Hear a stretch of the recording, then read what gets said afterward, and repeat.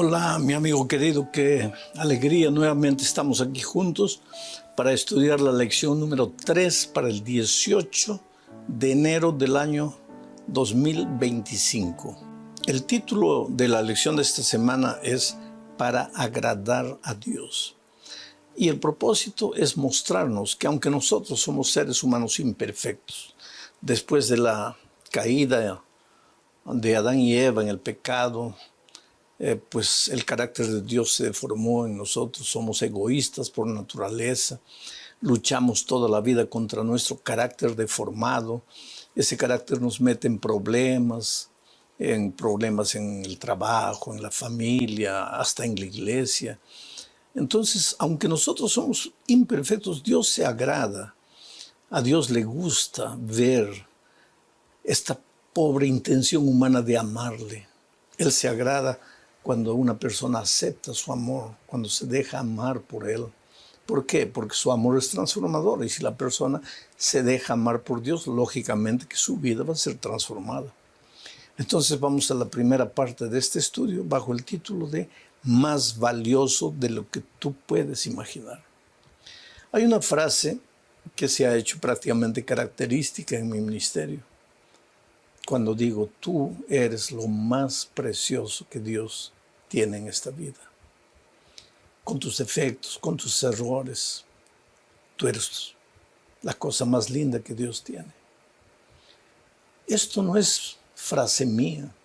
Esto fue sacado de la Biblia. Porque cuando yo voy a las Sagradas Escrituras, descubro que el ser humano es lo más precioso que Dios puede tener en esta tierra. Y Él expresa ese amor de muchas maneras.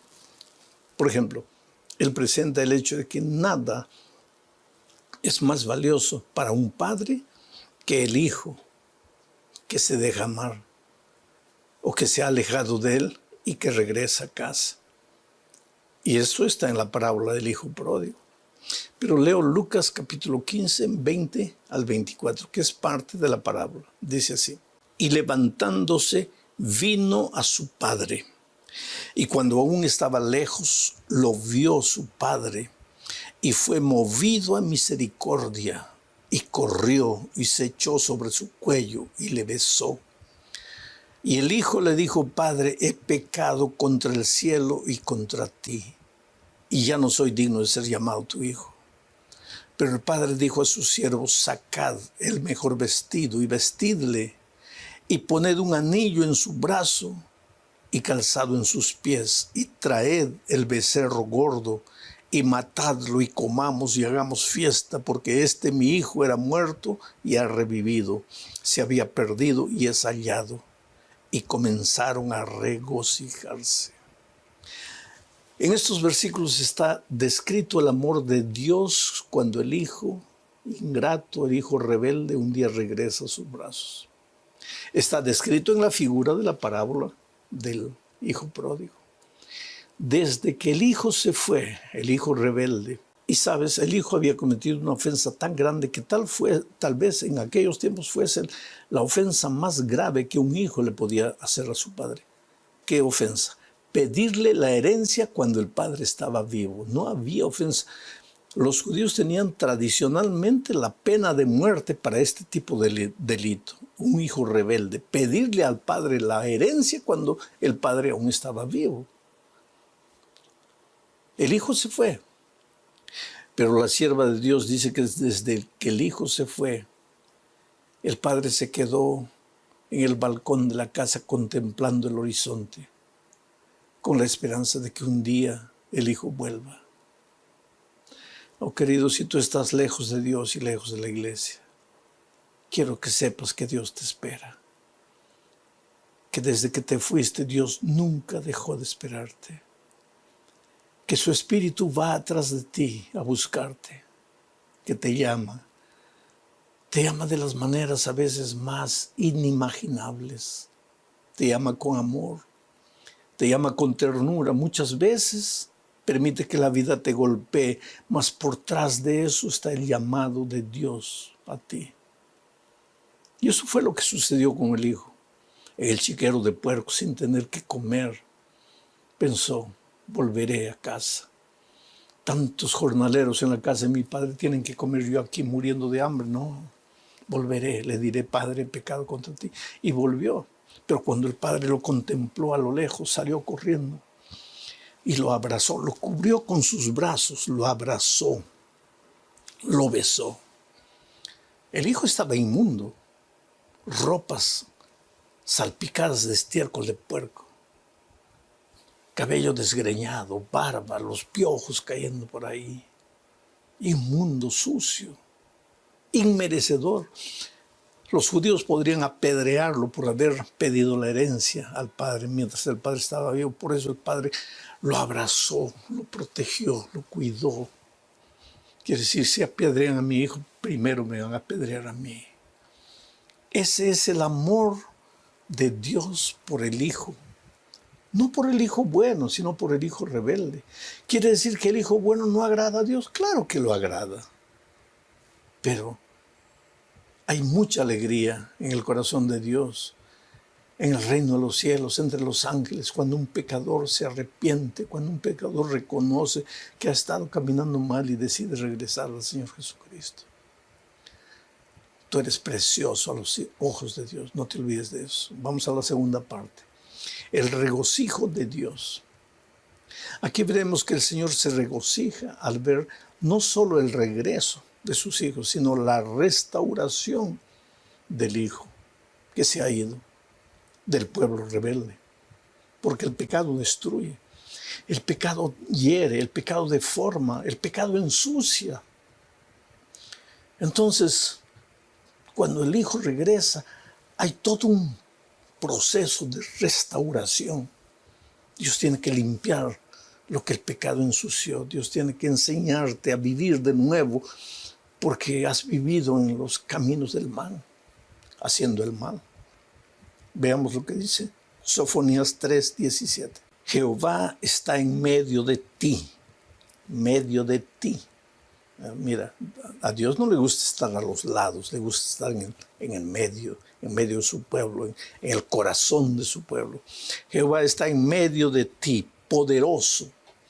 Él te salvará, se gozará sobre ti con alegría, callará de amor, se regocijará sobre ti con cánticos. Él te salvará. La palabra salvar en el original tiene el sentido no solo de rescatar, sino de curar, de restaurar.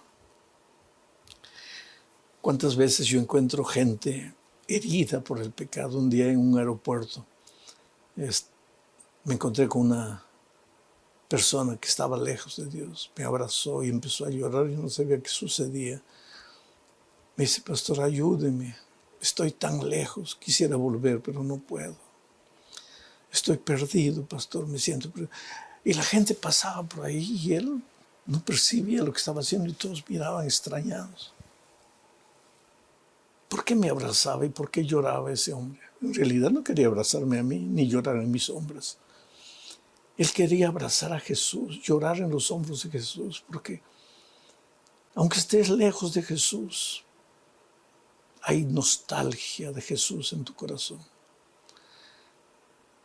Tú saliste de las manos de Dios, lejos de Dios, nunca estarás feliz. Necesitas regresar, necesitas devolverte. Y cuando regresas, pues se comienza el proceso de restauración. Por eso digo, el Señor te entrega una página nueva en blanco. Todo lo que has escrito ya no vale, a la basura. Quemado, borrado para siempre. Ahora vas a escribir una nueva historia. Y Él te toma de la mano y te ayuda a escribir esa nueva historia. No fuerza tu voluntad, porque Dios te dio libertad para escoger lo que sea. Pero Él te ayuda, Él te inspira, Él te acompaña. Él no te abandona, Él no te deja solo. Dicho esto, vamos a la tercera parte. ¿Cómo podemos complacer a Dios nosotros, seres humanos? ¿Podemos complacer a Dios? Veamos lo que dice Isaías 43, 4 y 5. Porque a mis ojos fuiste de gran estima, fuiste honorable y yo te amé. Daré pues hombres por ti y naciones por tu vida. No temas, porque yo estoy contigo. Del oriente traeré tu generación y del occidente te recogeré. Estas palabras Dios habló a su pueblo cuando el pueblo estaba esparcido por los 4 rincones de la tierra. Y cuando estás separado de tu familia, tu esposa, tus hijos, tus hermanos, padres, tus tíos, qué necesidad, qué ansia de estar juntos nuevamente, de alegrarte, de comer juntos, de reír, de abrazarse. Pero para el pueblo de Dios no había esperanza. Sin embargo, Dios le promete, hijo, yo te traeré. Yo te traeré. Si tú me entregas tu corazón, si tú aceptas mi oferta de amor, ¿qué dice ahí? Yo te amé. Y si te amé, pues yo te daré. Daré hombres por ti, naciones por tu vida. No temas, yo estoy contigo. Ahora veamos lo que dice Proverbios 15, 8 y 9. El sacrificio de los impíos es abominación a Jehová, mas la oración de los rectos es su gozo. Abominación es a Jehová el camino del impío, mas él ama al que sigue justicia. Este es un paralelismo bíblico. Te voy a explicar lo que es el paralelismo bíblico. En el paralelismo, la primera frase dice una cosa. La segunda frase explica lo que la primera frase dijo. La tercera frase da un concepto. La cuarta frase explica lo que la tercera frase dijo. Ahora vamos a entender lo que este paralelismo quiere decir. La primera frase, el sacrificio de los impíos es abominación a Jehová. O sea, cuando tú no aceptas el amor de Dios, cuando tú estás lejos de Dios, tú puedes hacer lo que sea, hacer el sacrificio que tú quieras, eso es abominación para Dios. Viene la explicación, pero la oración de los rectos es su gozo. Quiere decir que cuando tú te arrepientes, que cuando tú reconoces que estás andando mal, y cuando tú clamas a Dios por su amor, y cuando tú oras a Dios, reconociendo tus caminos de rebeldía, eso para Dios es gozo, es alegría. Quiere decir que sí, el pecador puede causar gozo y alegría al corazón de Dios a pesar de su situación, desde el momento que reconozca su rebeldía y clame a Dios y acepte el amor de Dios. La tercera frase dice, abominación es a Jehová el camino del impío. Y la última frase explica, mas él ama al que sigue la justicia. En otras palabras, en resumen, el pensamiento de este texto es que aunque tú hayas caído, aunque tú te hayas ido, aunque estés lejos de Dios, si reconoces tu condición de pecador, de rebeldía, y decides volver a Dios, Él te acepta y Él se alegra. No hay momento de mayor alegría para Dios que cuando el Hijo de Dios reconoce que necesita del amor de Dios. Vamos a la cuarta parte, bajo el subtítulo de Piedras Vivas. En realidad aquí lo que el autor de la lección de la escuela sabática está queriendo decir es responder la pregunta de cómo podemos agradar a Dios. Y Hebreos 11:6 dice lo siguiente, pero sin fe es imposible agradar a Dios. Voy a parar aquí un poco para explicar la palabra imposible. ¿Qué es imposible? Para que tengas un concepto bien real y concreto de la palabra imposible, te digo, toma un balde de agua y coloca la cabeza y mantén la cabeza dentro del balde de agua 1 hora. Eso es imposible. 1 minuto tal vez. Los que han desarrollado la capacidad pulmonar tal vez 3 minutos. 5 minutos. ¿Quién sabe? Un poco más después de eso. O te ahogas o te mueres. Te mueres porque tu cabeza no resiste. Tu pulmón sin oxígeno no resiste. Si insistes en permanecer ahí debajo del agua, corres riesgo de muerte. Entonces, tener la cabeza dentro del agua 1 hora es imposible. Bueno, eso es imposible. Ahora, Pablo dice aquí que Cuando no ejercitas la fe, ¿qué es la fe?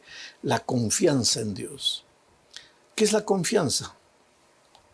Solo puedes confiar en una persona a quien tú conoces, a quien tú crees de alguna manera que puedes confiar, porque te inspira amor, te inspira seguridad, te inspira confianza. Sin fe es imposible agradar a Dios. ¿Y cómo Dios va a estar feliz cuando Él te da todo su amor, te ofrece todo su amor, te promete su amor? Su amor es un pacto de amor para ti. Pero tú lo rechazas, tú no lo aceptas, tú no quieres. Entonces, pues, Dios se queda triste. Sigo leyendo el texto.